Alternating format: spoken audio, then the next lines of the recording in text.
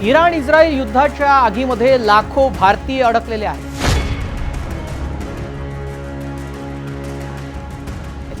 कोणत्या देशात किती भारतीय अडकलेले आहेत, त्यांच्या सुरक्षेचं काय, भारत सरकारकडून काय पावलं उचलले जात आहेत, सध्याची विमान सेवा नक्की कोणत्या स्थितीत आहे, संपूर्ण माहिती या व्हिडिओमधून आपण जाणून घेणार आहोत। त्यासाठी व्हिडिओ शेवटपर्यंत पहा। नमस्कार, मी श्रेयस पांडे, तुम्ही पाहताय न्यूज 18 मराठी।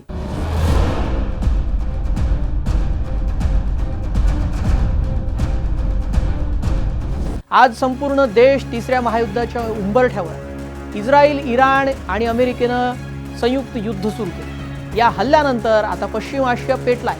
पण या युद्धाच्या आगीमध्ये फक्त दोन देश होरपळत नाहीये, तर तिथे राहणारे लाखो भारतीय नागरिक अडकलेले आहेत। इराणमध्ये क्षेपणास्त्रांचा पाऊस पडतोय, तर इस्रायलमध्ये सायरन वाजतात। अशा परिस्थितीत तिथे असलेल्या भारतीयांची अवस्था काय आहे, हा मोठा प्रश्न आहे। सध्याच्या ताज्या रिपोर्ट्सनुसार मुख्य युद्ध हे इराण आणि इस्रायल या दोन देशांच्या भूमीवर लढलं जातं, पण याचे पडसाद लेबनन, सीरिया आणि येमेनमध्ये देखील उमटतात। तर आता कोणत्या देशात किती भारतीय आहेत हे जाणून घेऊया।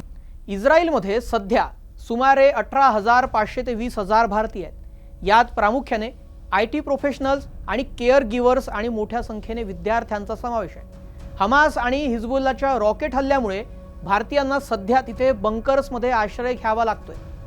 इराणमध्ये सुमारे 5,000 ते 8,000 भारतीय नागरिक हे वास्तव्यास आहेत। यात प्रामुख्याने व्यापारी, चहाबार, बंदरावर काम करणारे कर्मचारी आणि विद्यार्थी आहेत। अमेरिकन हल्ल्यांमुळे इराणमधील वीज आणि इंटरनेट सेवा पूर्णपणे विस्कळीत झाली आहे आणि तिथे अडकलेले भारतीय सध्या संपर्काच्या बाहेर जाण्याची भीती निर्माण झाली आहे। तिसरं, इतर आखाती देश आहेत। तिथे लेबनॉन आणि सीरियामध्ये देखील काही शेकडो भारतीय अडकलेले आहेत। युद्ध वाढलं तर कुवेत, UAE आणि सौदी अरेबियातील 90 लाख भारतीयांवर संकट ओढवू शकतं। या युद्धामुळे सर्वाधिक फटका विमान सेवेला बसलाय।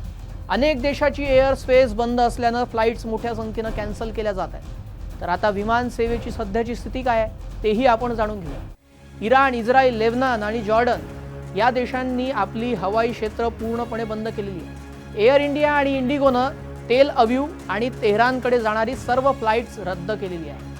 युरोप आणि अमेरिकेला जाणाऱ्या विमानांना आता इराणचा मार्ग टाळून ओमान किंवा इजिप्तवरून लांबचा फेरा मारून जावं लागतं। यामुळे प्रवासाचा वेळ 3 ते 4 तास वाढतोय। इंधनाचा खर्च त्यामुळे वाढतोय आणि विमानाची तिकीट दर 3 ते 4 पटीने वाढलेले आहे। दुबई आणि कतारच्या विमानतळावर हजारो भारतीय प्रवासी अडकले आहेत, कारण कनेक्टिंग फ्लाइट्स इथं रद्द झाल्या आहेत। पुण्यातील एका शिक्षण संस्थेचे 84 MBAचे विद्यार्थी आणि 4 कर्मचारी दुबईत अडकले। पुण्याप्रमाणे ठाणे जिल्ह्यातील 23 जण दुबईमध्ये अडकलेले आहेत। त्यात 12 ज्येष्ठ नागरिकांचाही समावेश आहे। हे लोक कल्याण, शहापूर, मुरबाड या तालुक्यातील आहेत। 23 फेब्रुवारीला हे पर्यटनासाठी दुबईमध्ये गेले होते आणि तिथेच अडकले। सांगली, जळगाव आणि अहिल्यानगरसह राज्यातील विविध जिल्ह्यातील शेकडो प्रवासी सध्या दुबईतील हॉटेल्समध्ये अडकून पडले।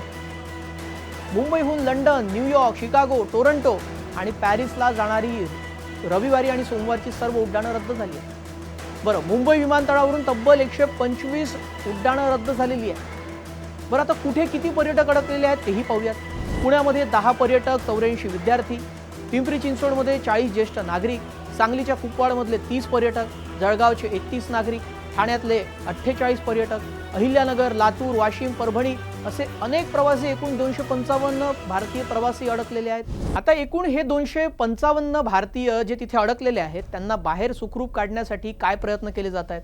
अशा कठीण प्रसंगात भारत सरकार नेहमी ॲक्शन मोडमध्ये असतं। परराष्ट्र मंत्रालयानं काही महत्त्वाच्या घोषणा केल्या आहेत। एक कंट्रोल रूमची स्थापना करण्यात आलेली आहे। दिल्लीमध्ये 24 तास ही कंट्रोल रूम सुरू राहणार, हॉटलाईन सुरू करण्यात आलेली आहे। इराण आणि इस्रायलमधील भारतीय दूतावासांनी देखील हेल्पलाईन नंबर जारी केल्याचं कळतंय।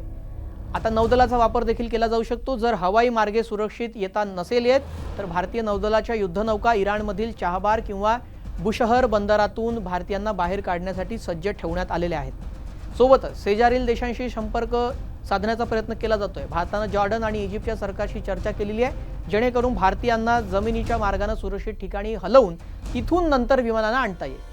चौथं, ट्रॅव्हल ॲडवायझरी जाहीर करण्यात आलेली आहे। भारत सरकारनं आपल्या नागरिकांना या देशामध्ये प्रवास न करण्याचा कडक इशारा दिलेला आहे आणि तिथे जे दूतावास आहेत तिथे आपलं नाव नोंदवण्याचं आवाहन केलं आहे। मित्रांनो, युद्ध हे कोणत्याच देशाचं नसतं.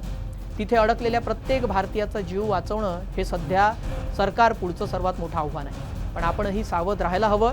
जर तुमचे कोणी नातेवाईक तिथे अडकलेले असतील तर त्यांना दूतावासाच्या संपर्कात राहण्यास सांगा.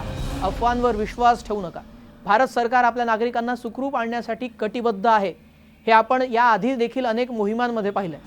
तुम्हाला काय वाटतं? युद्ध थांबण्यासाठी भारतानं मध्यस्थी करायला हवी का? तुमचं मत आम्हाला कमेंटमध्ये नक्की कळवा.